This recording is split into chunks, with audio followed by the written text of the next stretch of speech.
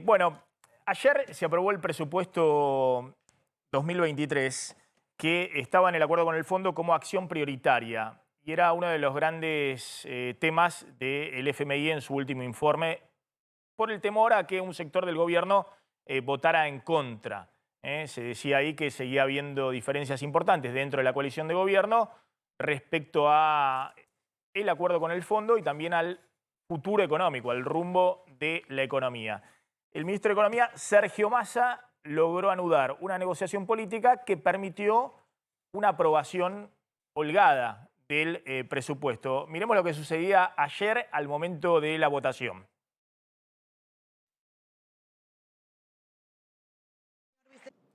Por secretaría se dará lectura del resultado de la votación.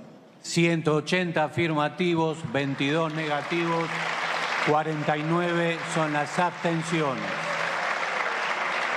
Resulta afirmativa. Quiero aprovechar y agradecer la presencia de todo el equipo económico que nos acompañó durante la jornada, del señor vicejefe de gabinete y del señor ministro de Economía, el doctor Sergio Massa.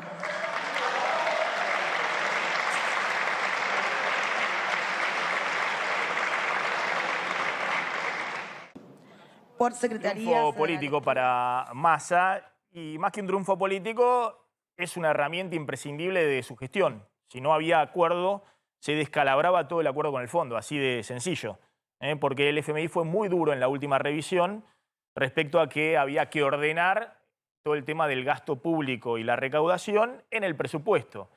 Y ojo que después queda cumplir el acuerdo y cumplir el presupuesto. Es decir, el presupuesto tiene algunos supuestos que son muy probablemente no cumplibles el año que viene. Por ejemplo, que la inflación va a ser del 60% y todo eso va a tener que revisarse. Lo que sí va a tener que cumplirse es que la Argentina achique el déficit fiscal el año que viene, y para eso en el presupuesto y en el acuerdo con el fondo hay una reducción en términos reales, en términos del PBI, de una serie de partidas que en un ratito vamos a contar y que venimos mencionando.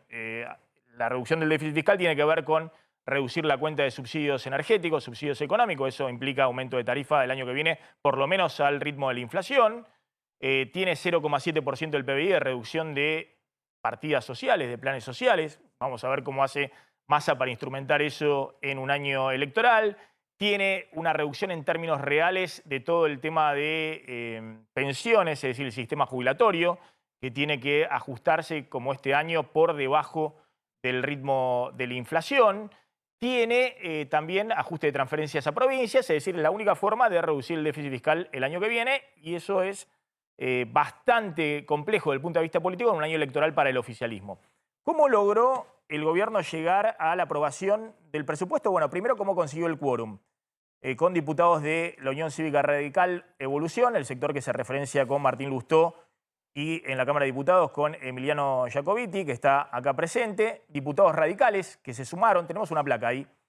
Y la pregunta de por qué no estuvo en el quórum Máximo Kirchner, el líder de la Cámpora, cuando el primer test que tenía el oficialismo era cómo conseguir el quórum, cómo conseguir los 129 diputados. Ahora vamos a ver el tema de cómo se votó. 180 votos positivos, 22 negativos, 49 abstenciones, siendo que el oficialismo tiene 116 votos. 116, incluyendo la presidencia. Sí. Claro, y consiguió 180 votos, 60 largos de otros sectores. Bueno, ¿quiénes votaron en la oposición? 118. El oficialismo 116. 116. Bueno, 118, consiguió 180. ¿Quiénes votaron a favor del presupuesto? Bueno, como decíamos, diputados de la Unión Cívica Radical, diputados de la Unión Cívica Evolución, diputados del Interbloque Federal. Estos son los que se referencian con Roberto Lavagna y con Schiaretti, más los socialistas de Santa Fe. por ejemplo, Randazzo. Por ejemplo, Randazzo, por ejemplo, el Topo Rodríguez, que es el hombre, Graciela Camaño también. Bueno, diputados de Provincias Unidas. ¿Quiénes se abstuvieron en el presupuesto? El PRO y la Izquierda Unida, que tiene 4 diputados. Exactamente, el Frente de Izquierda de los Trabajadores. Y quienes estuvieron en contra del presupuesto, la coalición cívica Espert y los libertarios. Esos fueron los 22 votos en contra. ¿Cuáles fueron las concesiones del oficialismo para aprobar el presupuesto 2023? Una cláusula gatillo que establece que si el 31 de agosto del año próximo la inflación acumulada supera en 10 puntos la meta anual del 60% de inflación que puso Massa en el presupuesto, el Ejecutivo se compromete en el plazo de 30 días de enviar un nuevo proyecto de ley de ampliación de gastos, es decir, no puede ampliar los gastos por esa mayor inflación y mayor recaudación en consecuencia de manera discrecional vía decreto. Otra de las concesiones que hizo Massa para la aprobación del presupuesto fue el retiro de un artículo que permitía, por ejemplo, subir retenciones. En realidad era la extensión de facultades delegadas hasta el 31 de diciembre del 2023. Obvio que no había chance de que esto pasara y Massa lo sabía perfectamente. Y si pasaba, no había chance de que el gobierno suba retenciones en el año electoral. No lo pudo hacer este año, lo va a hacer en el año electoral, pese a que es un reclamo del Fondo Monetario, pero Massa lo puso ahí para negociar, para mostrar que cedía frente a los diputados de la oposición. Y después un aumento de partidas de subsidios del transporte, de pasajeros, algo que están reclamando hace rato los gobernadores de distintas provincias, sobre todo el Norte Grande, en la situación de desigualdad que tienen con el área metropolitana. Eso permitió conseguir los votos al oficialismo. Paralelamente se rechazó, ahora vamos a hablar, el tema de que los jueces paguen ganancias, 134 votos en contra y 118 votos a favor. De nuevo, jamás pasó por la cabeza del Ministerio de Economía que esto pueda pasar en medio de la discusión del presupuesto, pero una votación en la cual la oposición termina ganando, bueno, son esas cosas que sirven para la negociación y para pasar el tema de fondo que necesitaba Massa, que era el presupuesto 2023, porque si no se le caía todo el andamiaje de la política económica. Y atención, esta vino a ser la gran discusión dentro de la oposición. La creación de un nuevo impuesto, en realidad una tasa aeroportuaria, para financiar a la Policía de Seguridad Aeroportuaria, el artículo 121, que impone una nueva tasa, con todas las que hay encima, sobre los pasajes de avión, tanto en vuelos de cabotaje como al exterior. Y esto, fíjense cómo fue la votación. 122 a favor, 123 a favor, 122 en contra y 11 abstenciones. Y ahí Juntos por el Cambio apuntó a Milei, lo llaman la tasa Milei. Milei que se comprometió a bajar impuestos, a no subir ningún impuesto, con su ausencia y con la de su diputada Victoria Villarruel, permitió que aprobaran esto. Ese es el discurso de Juntos por el Cambio.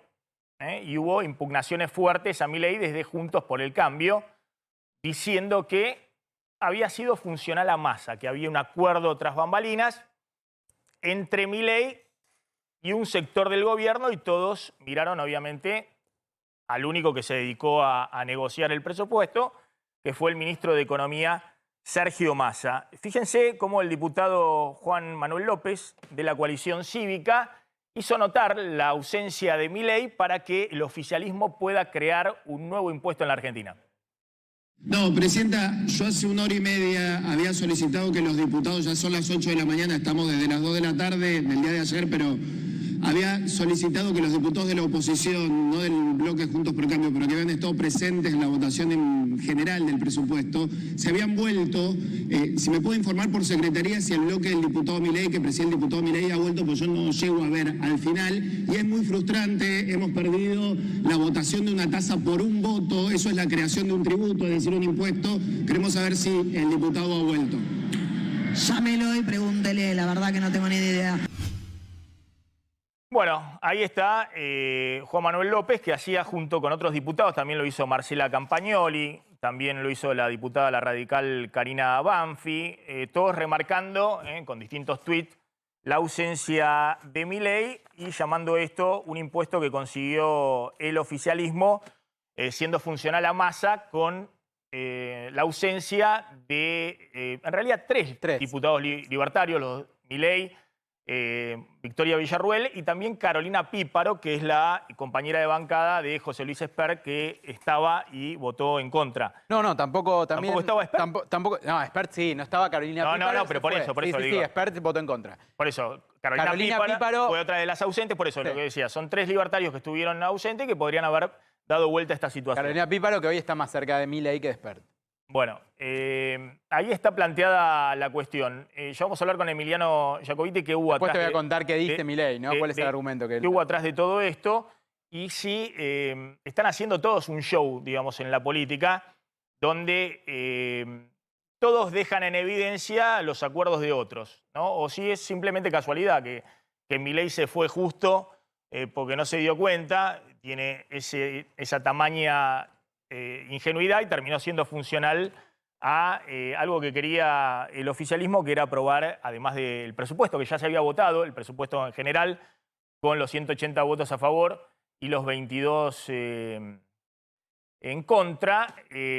Bueno, cada vez que se fue a votar artículos en particular, obviamente detrás de eso hay miles de millones de pesos o cientos de millones de pesos y obviamente llama la atención que justo cuando se votan impuestos o cuando se votan cuestiones particulares, en este caso los diputados que plantean como compromiso que no se suban impuestos en la Argentina terminan siendo funcionales al oficialismo.